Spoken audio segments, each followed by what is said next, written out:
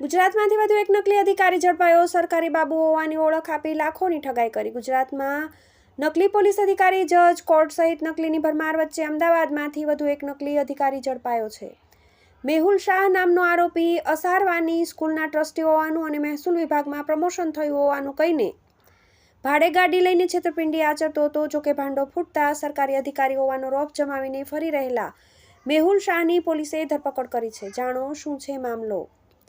મળતી માહિતી અનુસાર શહેરના પાલડીના ફતેપુરામાં રહેતા પ્રતિક શાહ ગાડી ભાડે આપવાનું કામ કરે છે। તેમની પાસેથી આરોપી મેહુલે સરકારી વિભાગમાં ઊંચી પોસ્ટ પર અધિકારી હોવાનું કહીને ડ્રાઈવર સાથે ગાડી માંગી હતી। પ્રતિકે આરોપી મેહુલ શાહને ગાડી ભાડે આપી હતી। બાદમાં કાર પર સાયરન, સફેદ પડદા અને ભારત સરકારનું સ્ટીકર લગાવવાનું કહેતા પ્રતિકે મેહુલ શાહ પાસે તે માટેનો પરમિશન લેટર માંગ્યો હતો। આરોપી મેહુલે ગૃહ મંત્રાલય, department of science and research development સચિવ, ગૃહ મંત્રાલય, ગાંધીનગરનો લેટર આપીને સાયરન અને સરકારનું સ્ટીકર લગાવડાવ્યું હતું।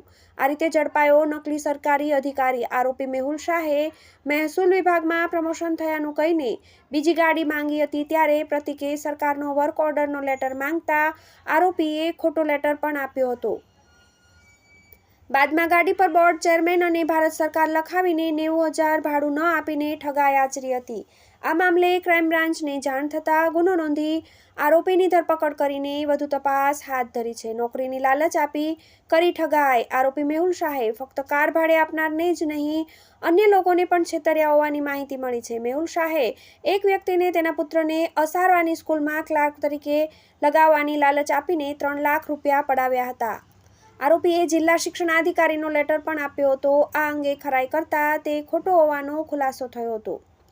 અન્ય લોકો પણ કરી શકે છે ફરિયાદ। પોલીસે મેહુલ શાહની ધરપકડ કરી આવી અન્ય કેટલી અને ક્યાં ક્યાં ઠગાઈ કરી છે તે અંગે પૂછપરછ શરૂ કરી છે।